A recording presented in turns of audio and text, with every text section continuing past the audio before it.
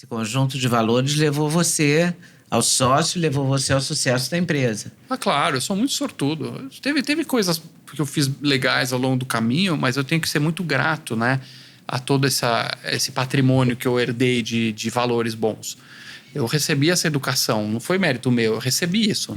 Eu tive pai e mãe em casa que me deram uma boa educação, que me deram acesso a um monte de coisas. Isso já é uma vantagem muito grande. E como é que se desenvolveu? Quer dizer, eles chegaram sem dinheiro, sem falar a língua. Como é que eles fizeram? Como é que eles chegaram a sobreviver? Como é que foi esse caminho? Então, ia para o Bom Retiro, o pessoal, aí começava a trabalhar com comércio, uns faziam... meu avô começou a comprar e vender coisas.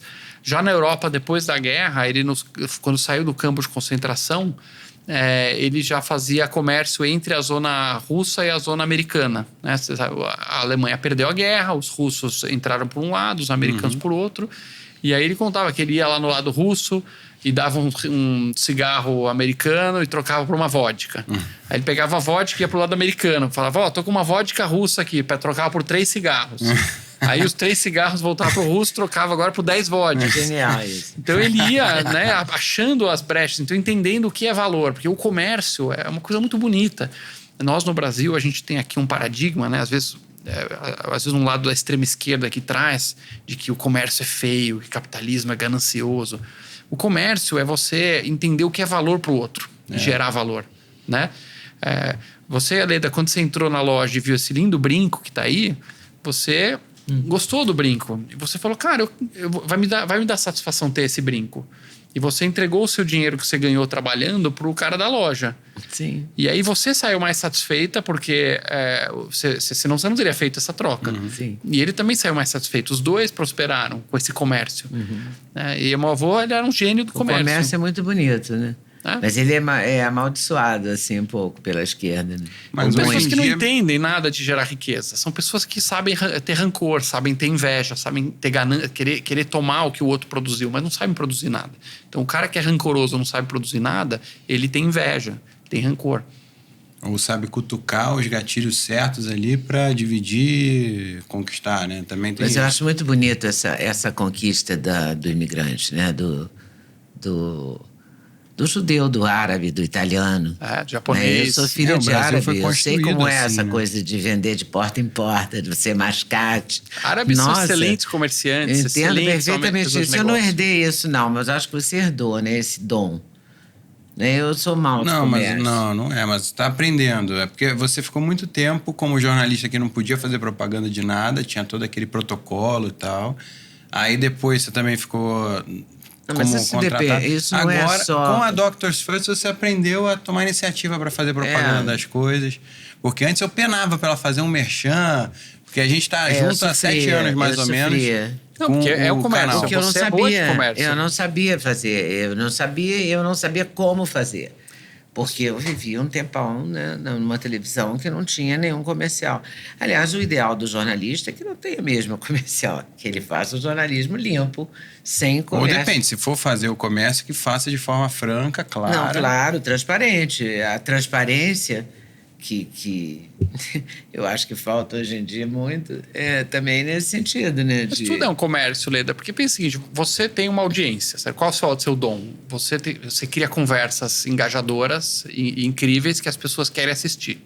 Então você recebe um presente que as pessoas te dão, que é a confiança e assistir o tempo delas. E isso tem um valor. E aí você está oferecendo agora para essa empresa de suplementos, por exemplo. Então você está fazendo comércio. Mas eu não sabia fazer isso antes. Mas é importante para manter o trabalho. Vou aprender muito. Não, o jornalista ele precisa, né? Porque precisa do patrocínio. As empresas que é de mídia antigas, elas também precisam vender esse tempo para os anunciantes. Para os anunciantes. Tudo é um comércio.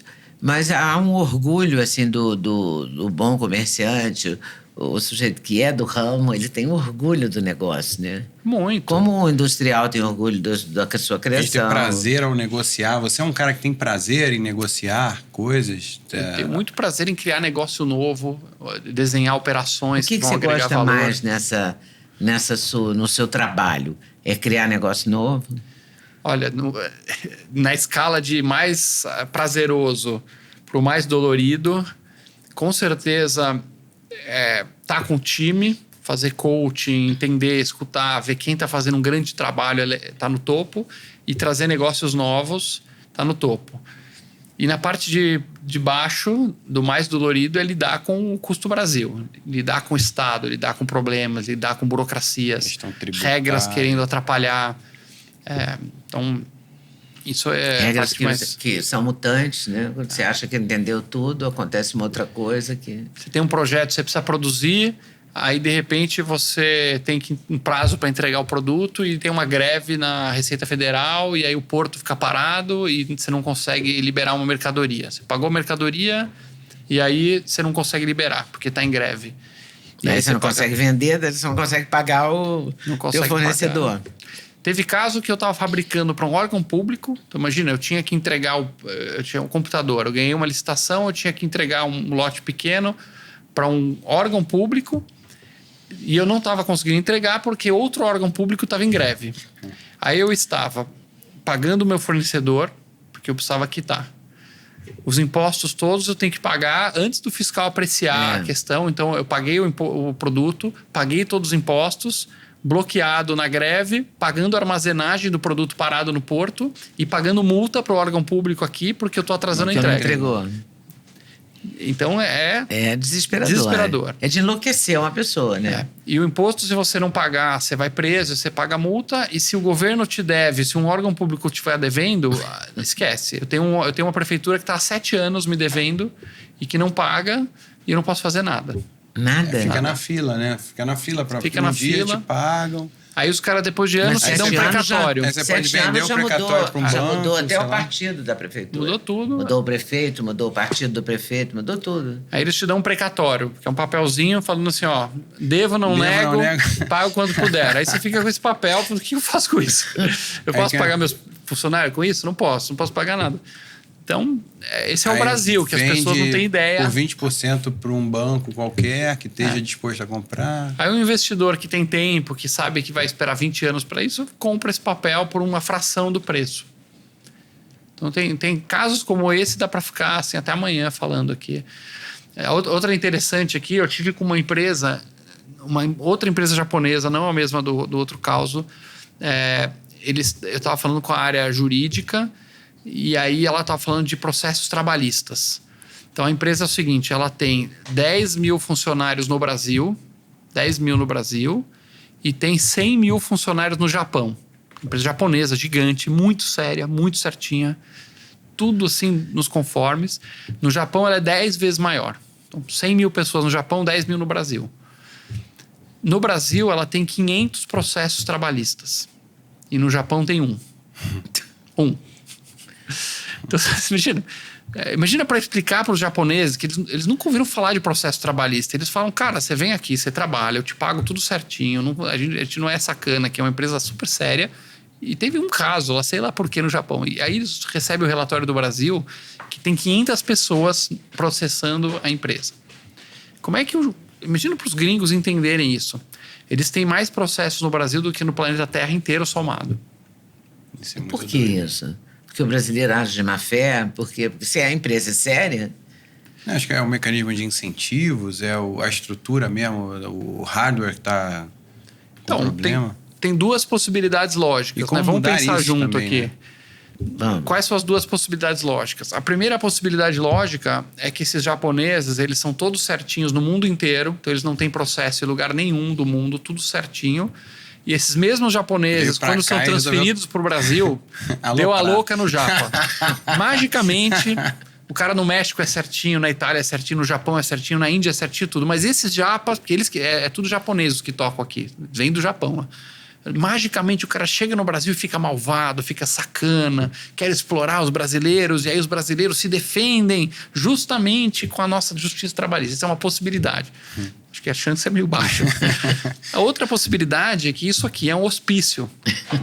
Nosso país é um hospício trabalhista, tributário, de várias coisas, mas assim, as regras são tão caóticas, são malucas, ninguém sabe exatamente como cumprir. E a justiça, às vezes, é tão protecionista que criou uma cultura no Brasil de que se você processar, vai ganhar alguma coisa, né? Que me parece mais provável. Mais provável. A sensação que me dá é que ninguém entende como é que funciona É inabarcável a quantidade de lei que existe no Brasil. Nenhuma pessoa é capaz de... Deve desafiar até o chat GPT. Total. Até a própria OpenAI não deve conseguir organizar tudo ali para te dar uma resposta direito.